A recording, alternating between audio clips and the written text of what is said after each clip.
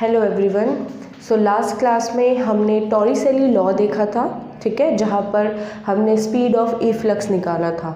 मतलब जो फ्लूइड अगर किसी होल से निकल रहा है तो उसकी स्पीड क्या होगी, वो हमने फाइंड आउट करा था लास्ट क्लास में। आज हम उसका ही एक एप्लीकेशन देख रहे हैं टॉरिसेली लॉ का, ठीक है। एप्लीकेशन क्या है, तो पहले मैं एक हेडिंग डाल देती हूँ उसका, that is maximum horizontal range from the orifice of a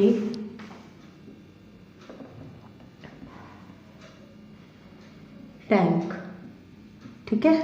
तो ये क्या है, टॉरिसेली लॉ का एप्लीकेशन है। तो यहाँ पर हमें क्या करना है, तो उसके लिए I am drawing a diagram, let's see. तो लेट्स से कि ये एक कंटेनर है, ठीक है, और इस कंटेनर में है आपका फ्लूइड, वाटर है लेट्स से, या कोई भी लिक्विड है। अब देखिए, मान के चलिए यहाँ पर मैंने एक होल बनाया, ठीक है, होल बनाया, तो ये जो फ्लूइड है वो लेट्स से ऐसे मूव कर रहा है, ठीक है, पैराबोलिक पाथ फॉलो करेगा। This is ground, let's say this is ground, तो ये इस तरह से पैराबोलिक पाथ फॉर्म कर रहा है। लेट्स से यहाँ पर होल बनाया, तो लेट्स से कुछ इस तरीके से पैराबोलिक पाथ फॉलो कर रहा है, ठीक है। लेट्स से यहाँ बनाया, कुछ इस तरीके से फॉलो हुआ।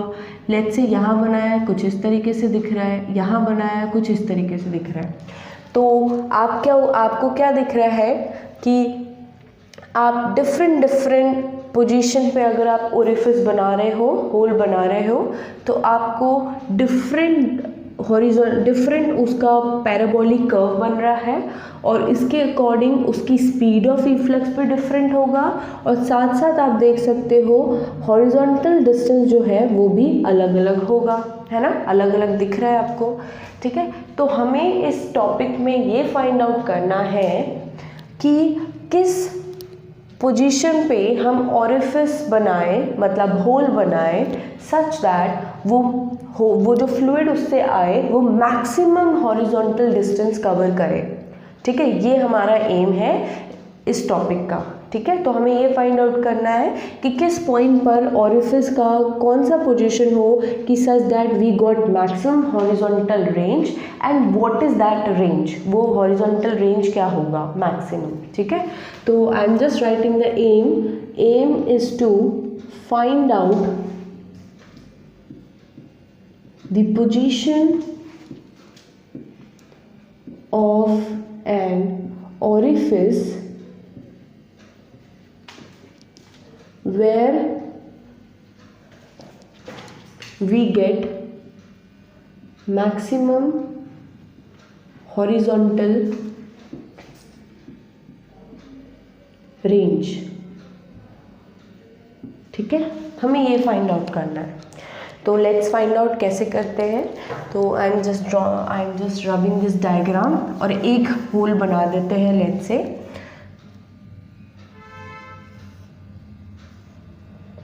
ठीक है।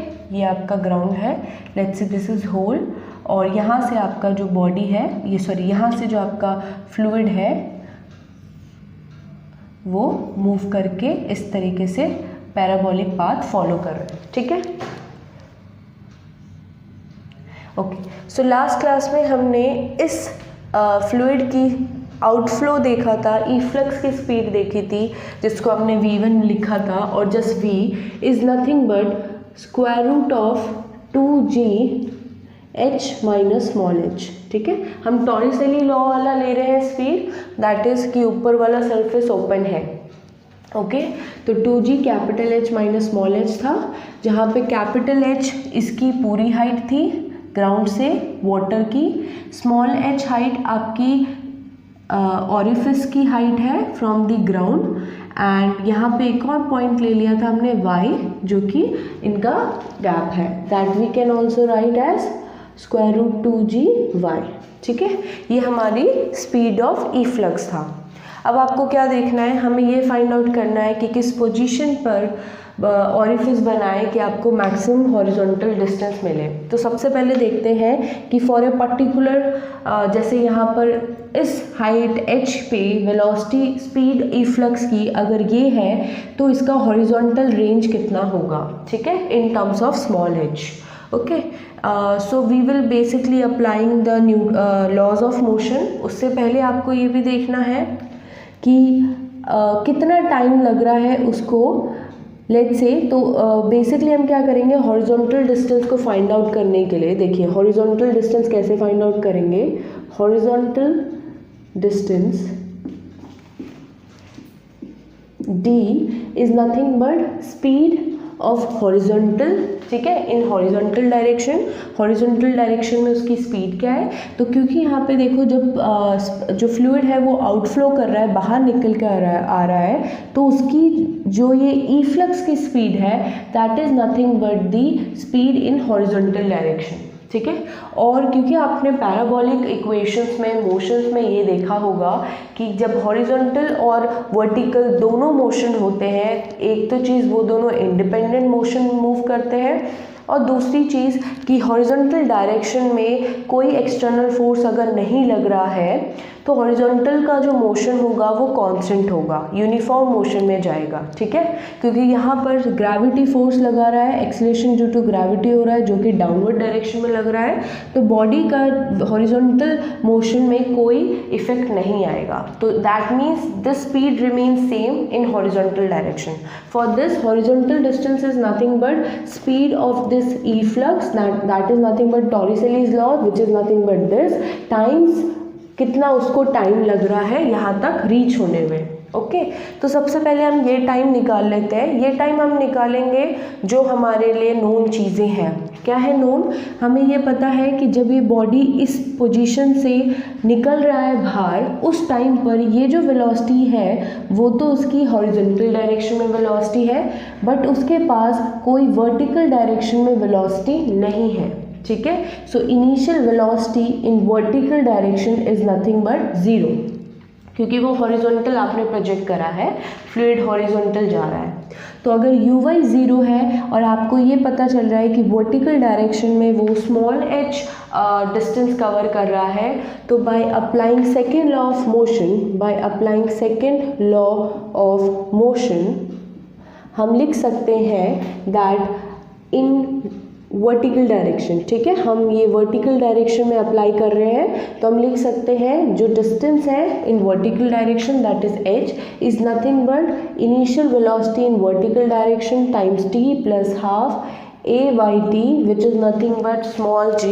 तो हम यहाँ पर एक्सेलरेशन ड्यू टू ग्रेविटी ही लिख लेते हैं, small g t square. Okay, now since you know that u y is 0, तो ये टर्म 0 हो जाएगा, सो h will becomes half G T square, and from this हम लिख सकते हैं t square is nothing but 2h by g, and from this t is nothing but square root of 2h by g। This time is same, time change नहीं होगा ना, जितना time उसे नीचे आने में, डायरेक्ट नीचे आने में लगेगा उतना ही टाइम वो ऐसे आएगा, तो सेम टाइम लगेगा, ठीक है। तो यहाँ पर ये t हम पुट करेंगे और vx की जगह हमारा टॉरिसेली स्पीड ऑफ इफ्लक्स लिखेंगे। तो हमारा हॉरिजॉन्टल डिस्टेंस आ जाएगा, हॉरिजॉन्टल डिस्टेंस और range is nothing but small d, vx is square root of 2g capital H minus small h times t which is this, that is square root of 2h by g। okay, now यहाँ से आप क्या कर सकते हैं, आप देख सकते हैं दोनों अंडर रूट में है, तो पहले तो अंडर रूट में रख लेते हैं इनको, h माइनस स्मॉल h, ठीक है, 2h by g, small g से small g cancel, so this will become 2 को बाहर ले लेंगे तो ये हो जाएगा capital H minus small h multiply small h। So this is the d। अब यहाँ पर आप ये जो डिस्टेंस देख रहे हैं ये आप देख सकते हो स्मॉल h पे वेरी कर रहा है, मतलब आपका हाइट ऑरिफिस का क्या है from the surface, sorry from the ground. Okay, इस पे डिपेंड कर रहा है because capital H is constant. तो अब हम क्या करेंगे, हमें मैक्सिमम हॉरिजॉन्टल डिस्टेंस के लिए for maximum horizontal range we will basically derivate d with respect to h, क्योंकि आपका वेरिएबल स्मॉल h है तो उसके रिस्पेक्ट में हम डिस्टेंस को डेरिवेट कर देंगे। ये इंपॉर्टेंट चीज़ है, जब भी आपको कभी भी कोई भी पैरामीटर का मैक्सिमम निकालना हो, ठीक है, कि मैक्सिमम या मिनिमम, तो उसके लिए जो भी पैरामीटर है वो जिस भी वेरिएबल पे डिपेंड हो रहा होगा आपको उसको डिफरेंशिएट करना है, ठीक है। और जब आप उसको डिफरेंशिएट करोगे तो उसको इक्वल टू 0 रखेंगे, इससे आपको मैक्सिमम हॉरिजॉन्टल डिस्टेंस पता चल जाएगा। तो हम यही लॉजिक अपना रहे हैं। तो for this what we will do, हम इसको डेरिवेट करेंगे with respect to small h because capital H is constant. तो इसका डेरिवेशन देखिए क्या होगा, तो d of dh to square root of h minus small h times small h। तो यहाँ पे 2 कॉमन है, वो बाहर ले लेते हैं, और अंडर रूट का डेरिवेटिव आपको पता है क्या हो जाएगा। So this will B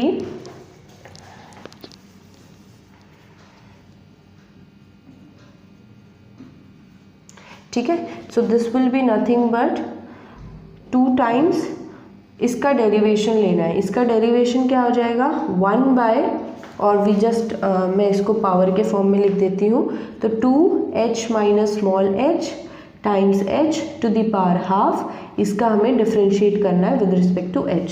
so this is nothing but half का पावर आ जाएगा 2 multiply half into h minus small h times h to the power 1 by minus half which is nothing but minus half, ठीक है। तो इसकी जगह हम लिख देते हैं डायरेक्ट माइनस हाफ। ओके, ये तो हो गया इसका डिफरेंशिएशन। उसके साथ साथ जो इसके अंदर वेरिएबल है उसका अलग से डिफरेंशिएट करना होता है चेन रूल से।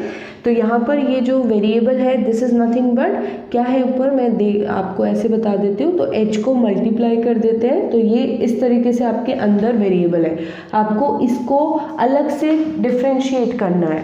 तो स्मॉल h के साथ डिफरेंशिएट करेंगे तो h तो कांस्टेंट आ जाएगा, माइनस इसका डिफरेंशिएशन हो जाएगा 2h, तो ये डिफरेंशिएशन ये बच जाएगा, ठीक है।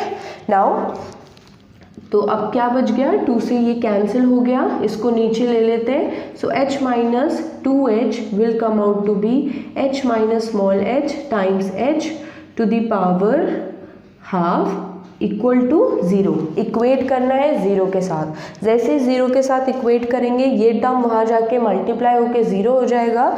सो this will come out to be h minus 2h equal to 0, denominator वहाँ गया 0। From this we can say that h is equals to h by 2, sorry capital H is 2h, small h आ जाएगा आपका h by 2।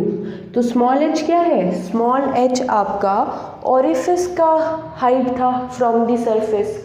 Okay, तो from this we will conclude कि अगर आपको maximum horizontal range चाहिए तो ऑरिफिस का जो पोजीशन होना चाहिए वो जितना भी आपका फ्लूइड की हाइट है उसका हाफ होना चाहिए, ठीक है। अगर आप इतने हाफ पर, मतलब इसके हाफ पर एक होल क्रिएट करोगे तो उसमें से जो फ्लूइड निकल कर आएगा वो मैक्सिमम हॉरिजॉन्टल रेंज को कवर करेगा, ठीक है। ये तो उसकी पोजीशन आ गई ऑरिफिस की। अब हमारा काम है कि हमें फाइंड आउट करना है कि ये हॉरिजॉन्टल रेंज मैक्सिमम कितना है, ठीक है। तो आप क्या करेंगे, स्मॉल h की वैल्यू इसमें पुट कर देंगे तो आपको मैक्सिमम हॉरिजॉन्टल रेंज पता चल जाएगा। This is d max.